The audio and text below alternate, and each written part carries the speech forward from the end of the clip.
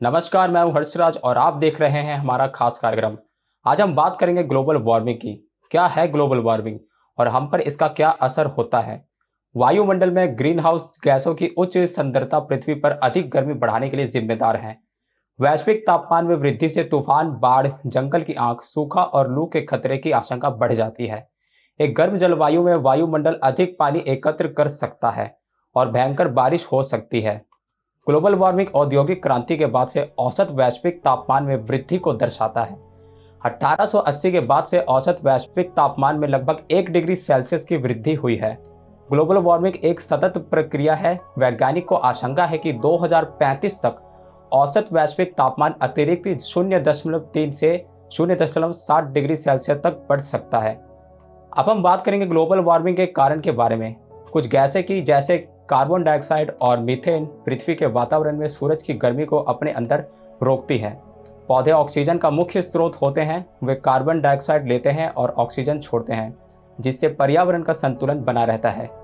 कई घरेलू और व्यावसायिक उद्देश्यों के लिए वनों को खत्म किया जा रहा है। इससे पर्यावरण में असंतुलता पैदा हो रही है, जिससे ग्लोबल वार्मिंग को बढ़ावा मिल रहा है। ये ग्रीन हाउस गैस GHG वायुमंडल में प्राकृतिक रूप से भी मौजूद है। मानव गतिविधियों, विशेष रूप से बिजली वाहनों, कारखानों और घरों में जीवाश्म ईंधन यानी कोयला, प्राकृतिक गैस और तेल के जलने से कार्बन डाइऑक्साइड और अन्य ग्रीन हाउस गैसों को वायुमंडल में छोड़ा जाता है। पेड़ों को काटने सहित अन्य गतिविधियां भी ग्रीन हाउस गैसों का उत्सर्जन करती है। वायुमंडल में इन ग्रीन हाउस गैसों की उच्च सांद्रता पृथ्वी पर अधिक गर्मी बढ़ाने के लिए जिम्मेदार है, जिससे वैश्विक तापमान में वृद्धि होती है। जलवायु वैज्ञानिक मानते हैं कि ग्लोबल वार्मिंग के पीछे मानव गतिविधियां मुख्य हैं। Environmental and energy study institute के अनुसार जलवायु परिवर्तन और ग्लोबल वार्मिंग का उपयोग अक्सर एक दूसरे के लिए किया जाता है, लेकिन जलवायु परिवर्तन मोटे तौर पर औसत मौसम जैसे तापमान, वर्षा, आर्द्रता, हवा, वायुमंडलीय दबाव, समुद्र के तापमान आदि में लगातार परिवर्तन करने के लिए जाना जाता है, जबकि ग्लोबल वार्मिंग पृथ्वी के औसत वैश्विक तापमान में वृद्धि करने के लिए जाना जाता है। अब हम जानने की कोशिश करेंगे कि ग्लोबल वार्मिंग का खतरा कैसे है। मौसम, तूफान, लू, सूखे और बाढ़ से क्या लेना देना है इसका। वैश्विक तापमान में वृद्धि से तूफान, बाढ़, जंगल की आग, सूखा और लू के खतरे की आशंका बढ़ जाती है। एक गर्म जलवायु में वायुमंडल अधिक पानी एकत्र कर सकता है और बारिश कर सकता है, जिससे वर्षा के पैटर्न में बदलाव हो सकता है। बढ़ी हुई वर्षा से कृषि को लाभ हो सकता है, लेकिन एक ही दिन में अधिक तीव्र तूफानों के रूप में वर्षा होने से फसल, संपत्ति, बुनियादी ढांचे को नुकसान होता है और प्रभावित क्षेत्रों में जनजीवन का भी नुकसान हो सकता है। ग्लोबल वार्मिंग के कारण समुद्री सतह का तापमान भी बढ़ जाता है, क्योंकि पृथ्वी के वातावरण की अधिकांश गर्मी समुद्र द्वारा अवशोषित हो जाती है। गर्म समुद्री सतह के तापमान के कारण तूफान का बनना आसान हो जाता है। मानव जनित ग्लोबल वार्मिंग के कारण यह आशंका जताई जा रही है कि तूफान से वर्षा की दर बढ़ेगी, तूफान की तीव्रता बढ़ जाएगी और श्रेणी 4 या 5 के स्तर तक पहुंचने वाली है। तूफानों का अनुपात बढ़ जाएगा। जब हम जानेंगे कि बढ़ते समुद्र के स्तर से ग्लोबल वार्मिंग का क्या क्या लेना देना है। ग्लोबल वार्मिंग 2 मुख्य तरीके से समुद्र के जल स्तर को बढ़ाने में योगदान देता है।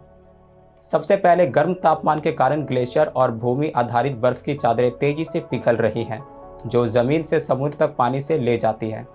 दुनिया भर में बर्फ पिघलने वाले क्षेत्रों में ग्रीनलैंड, अंटार्कटिका और पहाड़ के ग्लेशियर शामिल हैं। जलवायु परिवर्तन पर संयुक्त राष्ट्र फ्रेमवर्क कन्वेंशन 2019 के अनुसार ग्लोबल वार्मिंग की वजह से 21,000 तक 80% ग्लेशियर पिघल कर सिकुड़ सकते हैं। दूसरा यह है गर्मी संबंधी थर्मल विस्तार, या वह प्रक्रिया जिसके द्वारा गर्म पानी अधिक जगह लेता है, जिसके कारण समुद्र का आयतन बढ़ जाता है, जिससे समुद्र का जल स्तर बढ़ जाता है। ये अन्य कारक समुद्र को स्तर को प्रभावित करते हैं और इन सभी कारकों के संयोजन से पूरे ग्रह में समुद्र के स्तर में वृद्धि की अलग अलग दर होती है। स्थानीय कारक जो समुद्र के स्तर को कुछ क्षेत्रों में तेजी से बढ़ने का कारण बना सकते हैं, उनमें समुद्र की धाराएं और डूबती हुई जमीन की सतह आदि शामिल हैं। जलवायु में वैश्विक बदलाव के कारण कई पौधों और जानवरों के आवास नष्ट हो रहे हैं। इस मामले में जानवरों को अपने प्राकृतिक आवास से पलायन करना पड़ता है और उनमें से कई विलुप्त भी हो जाते हैं।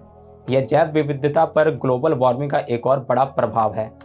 अब हम बात करेंगे कि हम कैसे ग्लोबल वार्मिंग को रोक सकते हैं और इसका समाधान क्या हो सकता है। जैसा कि पहले कहा गया है कि यह चुनौतीपूर्वक हो सकता है, लेकिन यह पूरी तरह से असंभव नहीं है। हम इसे रोक नहीं सकते, लेकिन हम इसको कंट्रोल कर सकते हैं और काफ़ी हद तक इसको रोका जा सकता है। जब संयुक्त प्रयास किए जाते हैं तो ग्लोबल वार्मिंग को रोका जा सकता है। इसके लिए व्यक्तियों और सरकारों दोनों को इसे प्राप्त करने की दिशा में कदम उठाने होंगे। हमें ग्रीन हाउस गैस की कमी से शुरू करना चाहिए। इसके अलावा उन्हें गैसोलीन की खपत पर नज़र रखने की ज़रूरत है। एक हाइब्रिड कार पर स्विफ्ट करें और कार्बन डाइऑक्साइड की रिहाई को कम करें।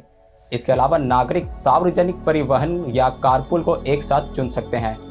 इसके बाद रिसाइकलिंग को भी प्रोत्साहित किया जाना चाहिए।